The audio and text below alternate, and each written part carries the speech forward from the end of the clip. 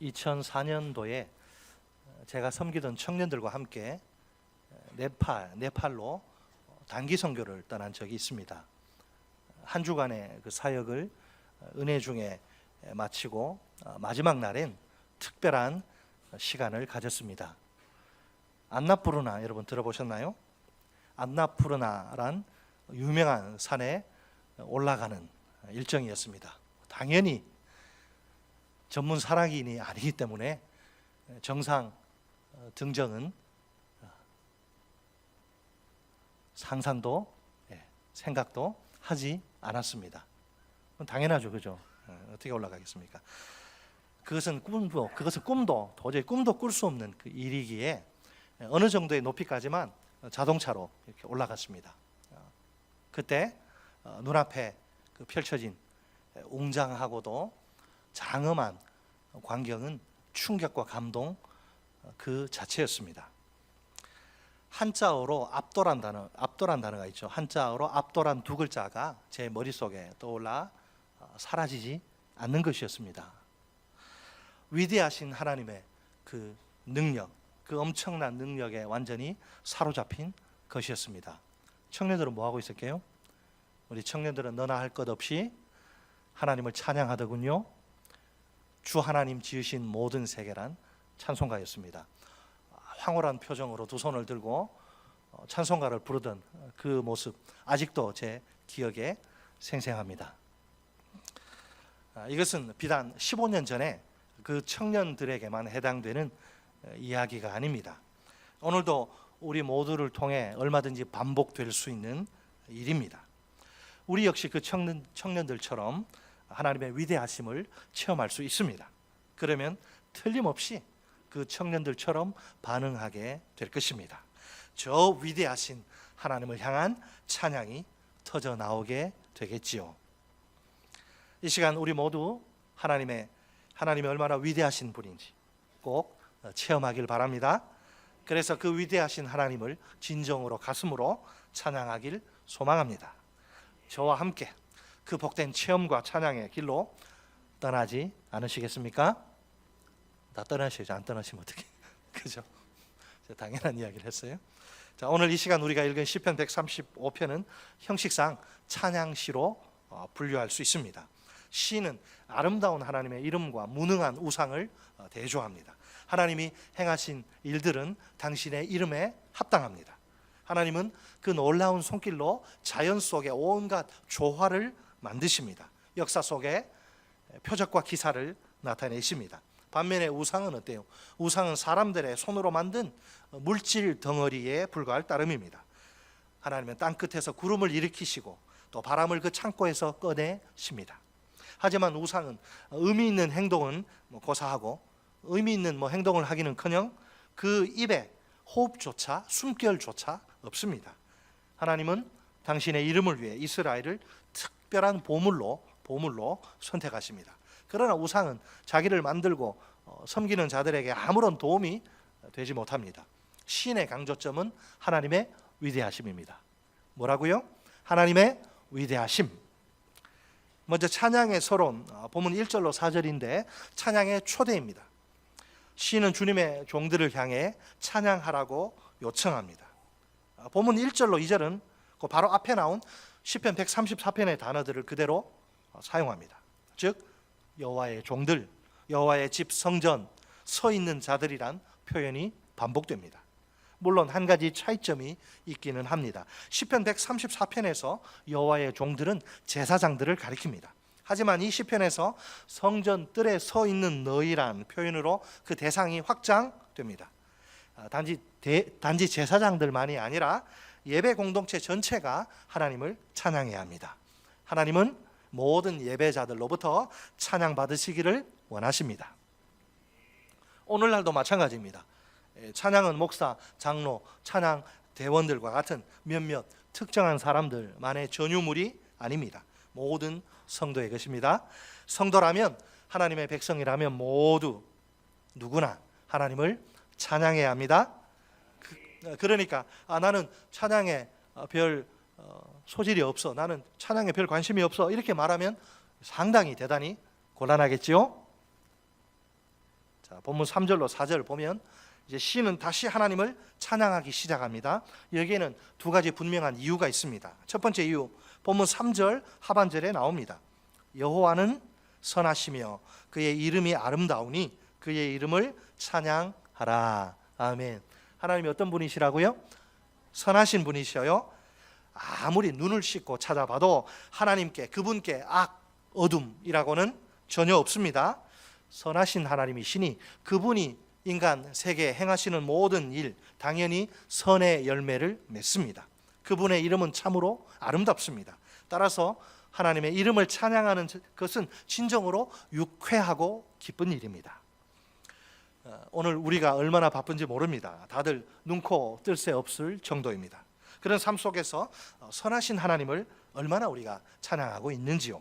하나님을 찬양하는 것이 내게 정말 유쾌하고 기쁜 일이 맞습니까? 시편 147편을 기록한 시인의 고백을 들어보세요. 할렐루야, 우리 하나님을 찬양하는 일이 선함이요 찬송하는 일이 아름답고 마땅하도다. 아멘. 한번 따라서 하십니다. 할렐루야, 우리 하나님을 찬양하는 일이 선함이요 찬송하는 일이 아름답고 마땅하도다. 자, 우리 삶 속에 하나님을 향한 찬양이 싱싱하다면, 왕성하다면 어떨까요? 여러 가지 정신적인 고통을 견디다 못해 병원을 찾는 일은 없을 것입니다. 우울증과는 아무 상관이 없는 인생이 되겠지요. 갱년기에 증상이 몰려와서 얼굴이 화끈거리고 막 여러 가지 어려움 오는데 그 어려움을 거뜬히 이길 수 있습니다. 우리 모두가 아침에 눈을 뜰 때 선하신 하나님을 깊이 묵상하면 좋겠습니다. 그러면 내 입에서 자연스럽게 찬양이 터져 나올 것입니다. 밤에 잠자리에 들 때 또 선하신 하나님을 잠잠히 묵상하면 더 좋겠습니다. 역시 내 영혼 깊은 곳에서부터 하나님을 향한 찬양이 샘솟게 될 것입니다. 시인이 하나님을 찬양하는 두 번째 이유, 본문 4절에 등장합니다. 4절에 여호와께서 자기를 위하여 야곱 곧 이스라엘을 자기의 특별한 소유로 택하셨음이로다. 아멘. 하나님이 이스라엘을 자신의 소유로 택하십니다. 그것도 특별한 소유, 즉 소중한 보물로 택하십니다. 갑오 정도라고 하면 되겠네요. 집안 저 대대로 내려오는 그 보물 있잖아요. 갑오. 특별한 소유, 소중한 보물로 택하시는데 모세는 신명기 7장 6절로 8절에서 그 택하심의 비밀을 이렇게 밝힙니다. 너는 여호와 내 하나님의 성민이라. 내 하나님 여호와께서 지상 만민 중에서 너를 자기 기업의 백성으로 택하셨나니 여호와께서 너희를 기뻐하시고 너희를 택하심은 너희가 다른 민족보다 수효가 많기 때문이 아니니라. 너희는 오히려 모든 민족 중에 가장 적으니라. 여호와께서 다만 너희를 사랑하심으로 말미암아 또는 너희의 조상들에게 하신 맹세를 지키려 하심으로 말미암아 자기의 권능의 손으로 너희를 인도하여 내시되 너희를 그 종되었던 집에서 애굽 왕 바로의 손에서 속량하셨나니. 아멘. 이스라엘에게 하나님의 거룩한 백성이 될 만한 자격이나 가치가 있습니까? 애초에 그런 것은 아예 없습니다. 모세는 대표적인 한 가지 기준, 즉 수요, 숫자를 가지고 이야기합니다. 하나님이 이스라엘을 택하신 이유는 다른 민족보다 숫자가 월등히 많기 때문이 아닙니다. 오히려 이스라엘은 모든 민족 중에 숫자가 가장 적습니다. 그러니까 초라하고 볼품이 없어 세상에서 거의 주목받지 못하던 소수의 무리들이에요. 자, 그렇다면 도대체 많은 민족들 가운데 왜 하필 이런 볼품없고 초라한 소수의 그 이스라엘이란 말입니까?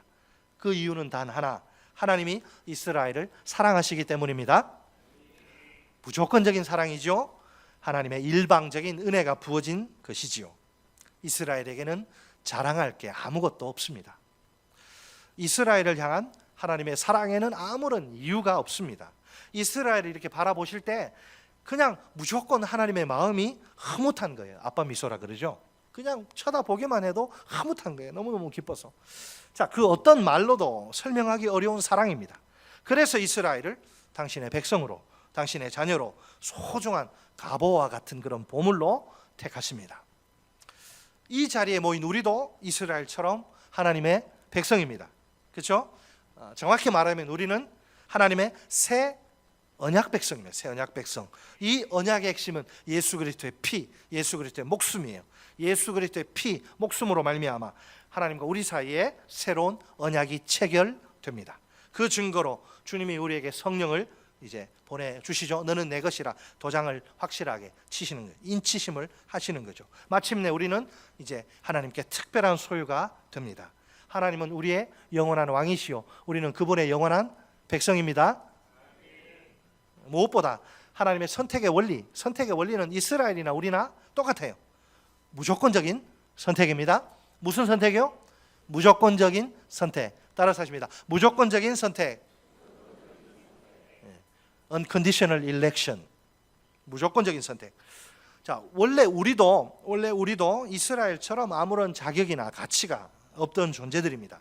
로마서, 에베소서에서 바울이 고발하는 우리의 정체는 끔찍하기 짝이 없습니다. 물론 하나님의 택하심을 받기 이전에 우리 모습이죠. 죄로 말미암아 전적으로 타락하고 부패한 우리입니다. 그러다 보니 그 마음속에서 온갖 악하고 음란하고 더러운 것을 끊임없이 토해냅니다. 마치 썩은 시궁창과 같이 악취가 온 천지에 진동합니다. 자, 문제는 그 스스로의 힘으로는 회복 불능이요 구제 불능이라는 겁니다. 완전히 망가져서 아무 쓸모없어 폐기 처분을 기다리는 고물 신세라고나 할까요? 그렇다면 우리에게 어울리는 것은 선택이 아니라 그 반대, 유기. 하나님의 선택을 받으면 천국에 가고 선택받지 못하면 버림받는 거, 유기당해서 지옥에 가는 거죠. 그렇죠? 우리에게 어울리는 것은 선택이 아니라 뭐라고요? 유기. 사실은 여러분 썩은 시궁창에서 뭐 건질만한 것이 뭐가 있을까요? 폐기 처분용 고물에게서 무슨 선한 것이 나올 수 있을까요? 다 내다 버려야지요. 그죠? 괜히 쳐다보다가 눈 버리니까 거들떠보지도 말아야지요. 그럼에도 불구하고 이런 비참한 우리를 하나님이 일방적으로 사랑하십니다. 무조건적인 선택이란 감당할 수 없는 은혜를 베푸십니다. 그 결과 우리가 하나님의 특별한 소유, 그분의 거룩한 백성이 됩니다. 영어로는 Amazing Grace, 놀라운 주님의 은혜입니다. 하나님의 신비라고밖에는 달리 설명할 길이 없어요. 우리가 도저히 이해할 수 없는 선택입니다. 이 하나님은 하나님의 그 은혜 앞에서, 이 만극한 하나님의 은혜 앞에서 우리가 보여야 할 반응은 당연히 감사의 찬양입니다. 이제 찬양의 본론을 살펴볼 차례입니다. 본문 5절로 18절인데 여기에는 세 개의 중요한 찬양이 담겨 있습니다. 첫 번째 찬양은 본문 5절로 7절에 나옵니다. 그 내용은 창조에 나타난 하나님의 위대하심입니다. 따라서 하십니다. 창조에 나타난 하나님의 위대하심. 두 번째 찬양은 본문 8절로 12절에 등장합니다. 그 내용은 구속사에 나타난 하나님의 위대하심입니다. 또 따라서 하십니다. 구속사에 나타난 하나님의 위대하심. 세 번째 찬양은 본문 13절로 18절에 나옵니다. 그 내용은 빛나는 주의 이름과 무능한 우상입니다. 마지막으로 따라서 하십니다. 빛나는 주의 이름과 무능한 우상. 일단 본문 5절 말씀을 보세요. 5절 같이 읽습니다. 시작. 내가 알거니와 여호와께서는 위대하시며 우리 주는 모든 신들보다 위대하시도다. 아멘. 시는 내가 알거니와란 확신의 선포로서 본론을 엽니다. 이것은 내가 알거니와, 이것은 일종의 신앙 고백입니다. 단순히 한다 이 수준이 아니고 확신한다. 내가 고백한다. 시는 뭘 그러면 확신합니까? 하나님의 위대하심을 확신하지요. 마치 출애굽이라고 하는 그 엄청난 기적의 현장에서 모세 장인인 이드로가 고백하는데 그것을 우리가 옆에서 듣는 것 같아요. 출애굽기 18장 11절 말씀입니다. 이제 내가 알았도다. 여호와는 모든 신보다 크심으로 이스라엘에게 교만하게 행하는 그들을 이기셨도다 하고. 아멘. 이드로는 이제 모세를 통해 그 출애굽의 엄청난 능력을 나타내신 그 하나님을 체험하는 거예요. 그 체험이 그를 내가 알았다라는 고백으로 인도합니다. 이것은 이제 하나님만을 참 신으로 인정하고 섬기겠다는 분명한 고백이기도 합니다. 오늘 본문의 시인이 볼 때도 그렇다는 거예요. 하나님은 이 세상 그 어떤 신들보다 더 위대하십니다. 감히 비교가 불가능할 정도입니다. 그러니까 최고로 위대하신 셈입니다. 오직 하나님 한 분만이 참 신이십니다. 따라서 시인은 그분만을 섬길 수밖에 없습니다. 시인은 창조에 나타난 하나님의 위대하심을 노래하는데요, 본문 6절로 7절에 자세히 나옵니다. 구약 성경은 이 세상을 구성하는 세 공간이 있다고 이야기하는데 하늘과 땅 그리고 바다입니다. 본문에 보니까 바다는 모든 깊은 곳과 한 쌍을 이룹니다. 깊음은 태초의 무질서한 그 세상의 모습을 반영하고요, 창조주 하나님이 그러니까 하늘, 땅, 바다 깊음을 주관하십니다. 본문 7절은 그 하늘과 땅과 바다에서 일어나는 기상학적 현상을 언급합니다. 어떤 게 소개됩니까? 안개와 비와 번개와 바람, 그것을 하나님의 능력으로 소개합니다. 자, 첫째로 하나님은 땅끝에서 뭘 일으키셔요? 멀쩡한 땅끝인데 갑자기 막 일어나요. 하나님 때문에 안개를 일으키시고, 자, 이것은 하나님이 자연의 그 순환 과정을 통해 일하시는 모습을 소개하는 건데요. 둘째로 하나님은 비를 위하여 그 친구 뭘 만드세요?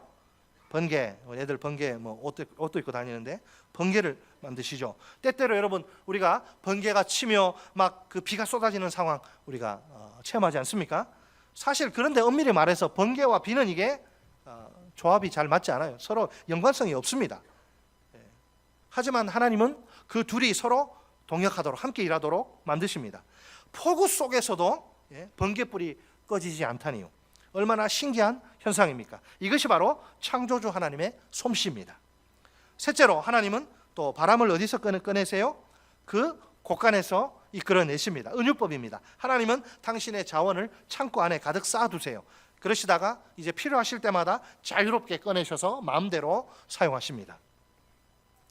바람이나 번개나 모두 자기를 자랑할 수는 없습니다. 왜요?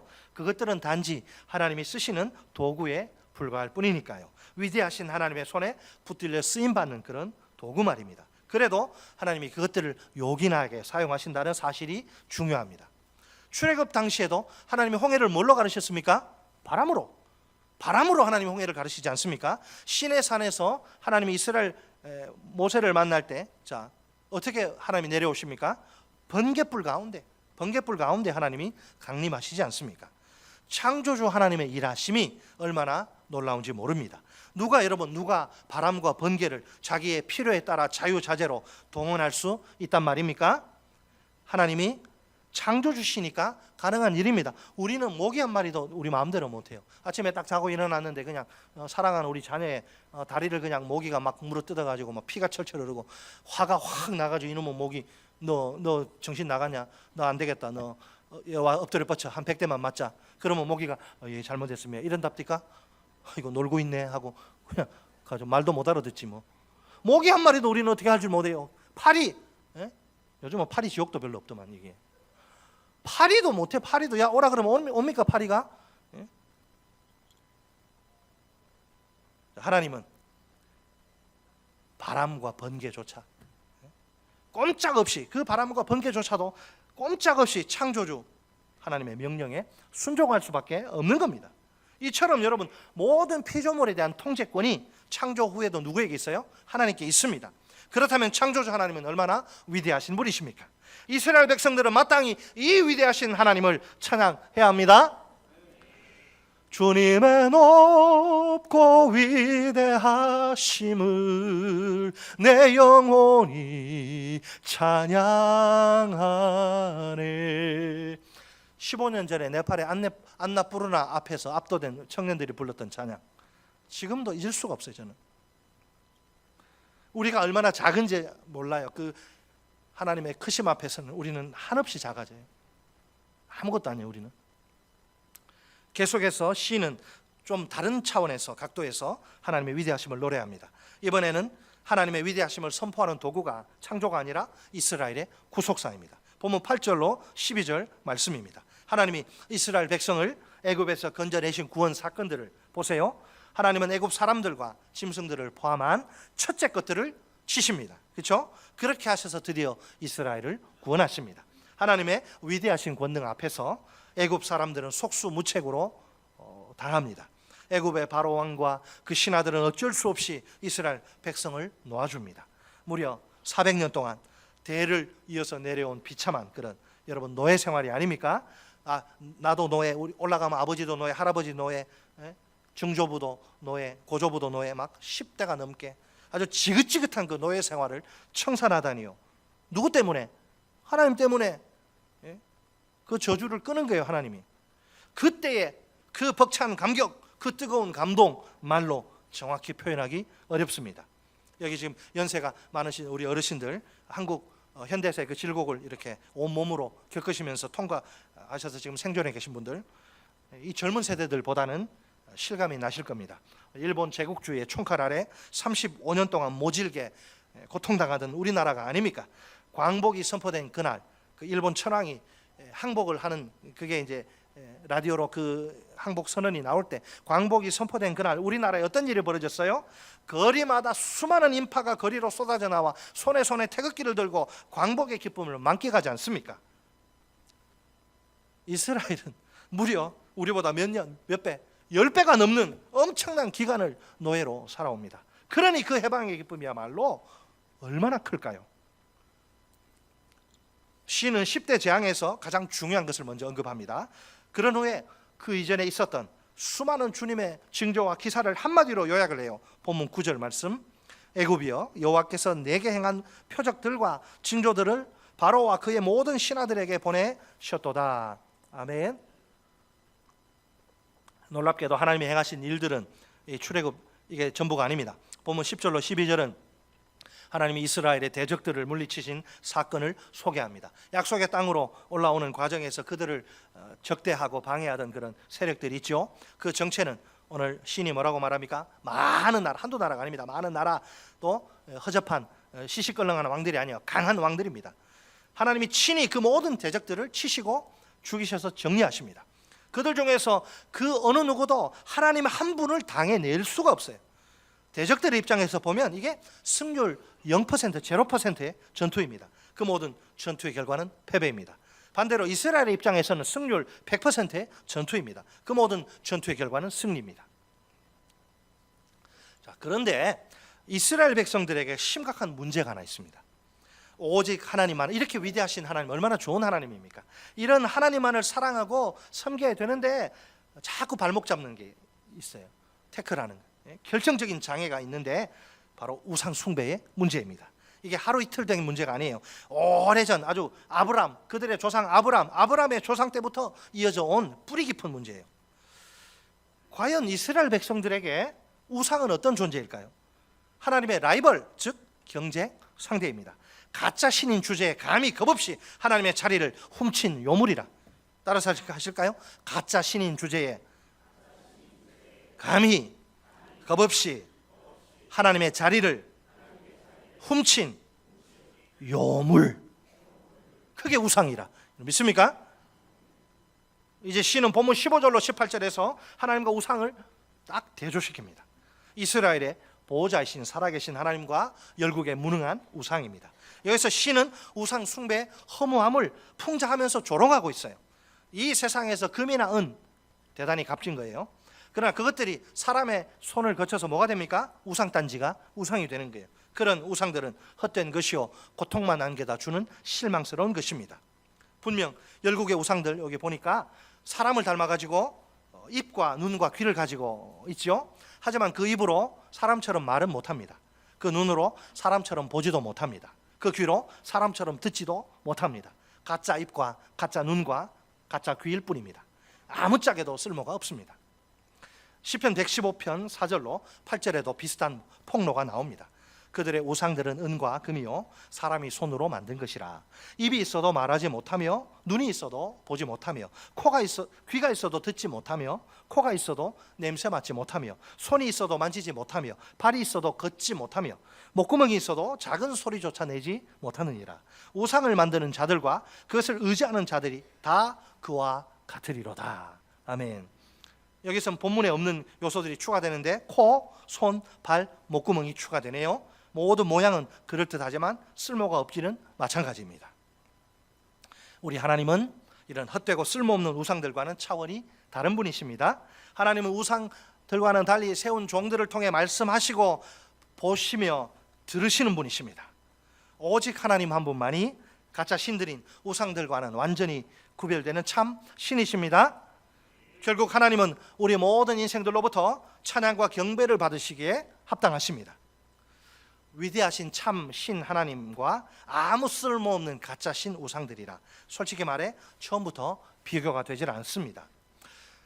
오늘날 하나님의 백성이라고 자처하는 우리는 어떻습니까? 나는 우상 숭배로부터 완전히 자유롭다고 자신 있게 말할 수 있을까요?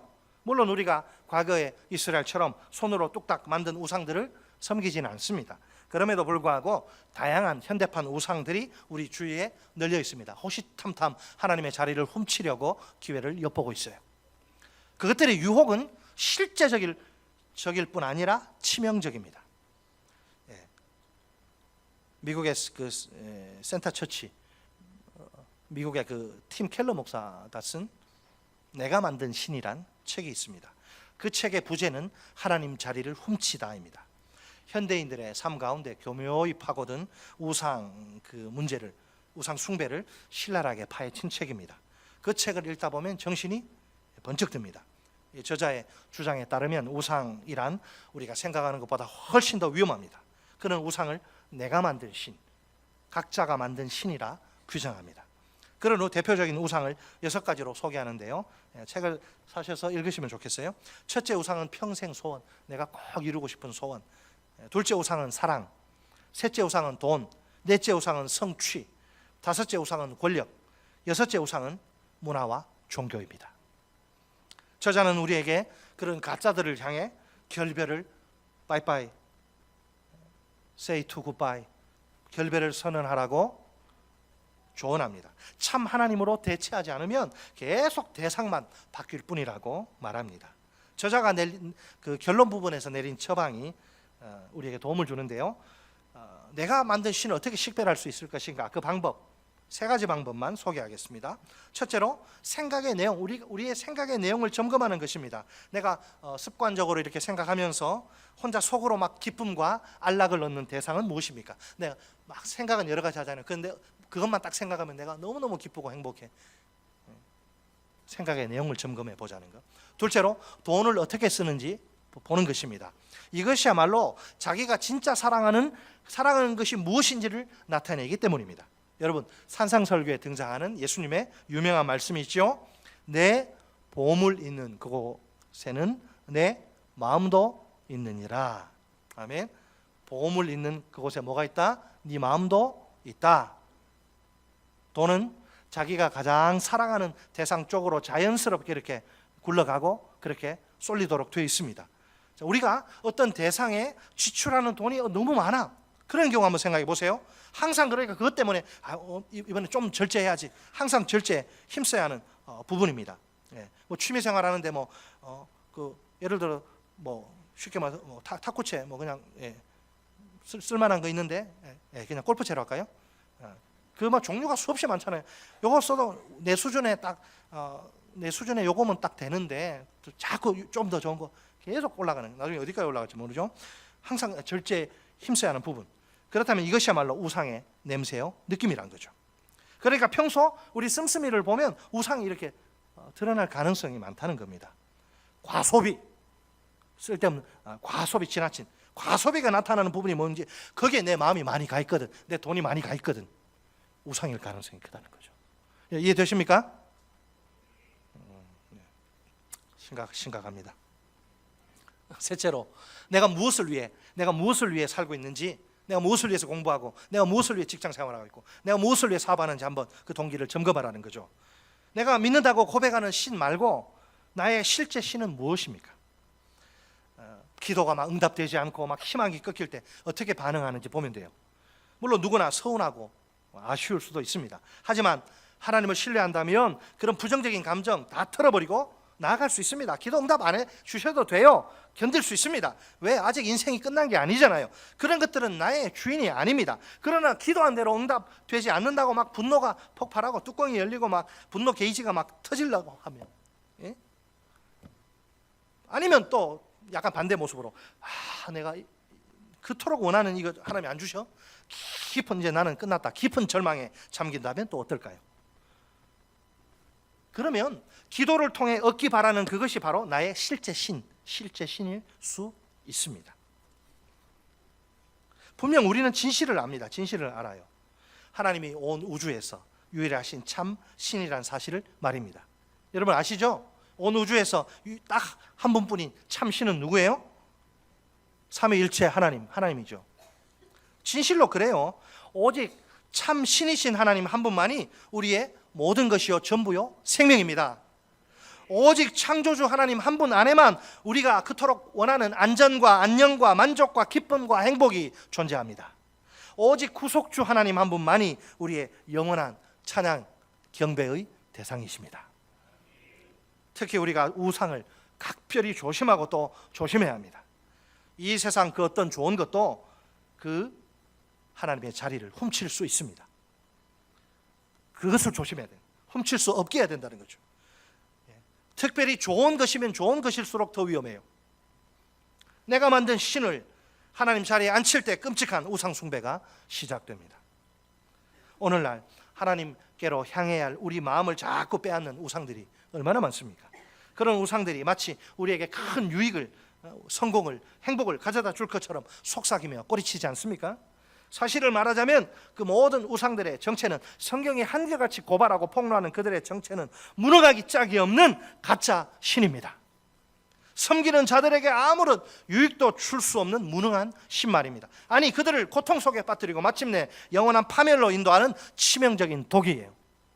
우리가 어떤 경우에라도 온갖 우상들에게 속아 넘어가지 말아야 합니다. 인생은 한 번뿐이니까 나중에 말년에 가서 후회하면 무슨 소용이 있습니까? 오늘도 하나님을 향한 우리의 찬양은 지속되어야 합니다. 우리가 성도라면, 하나님의 백성이라면 모두가 마땅히 하나님을 찬양해야 합니다. 우리에게는 하나님을 찬양해야 할 분명한 이유가 있습니다. 하나님은 선하신 분이십니다. 그 선하신 하나님이 무조건적인 사랑을, 일방적인 은혜를 우리에게 부어 주십니다. 결국 아무 자격도 가치도 없던 우리가 하나님의 특별한 보물로 세움 받습니다.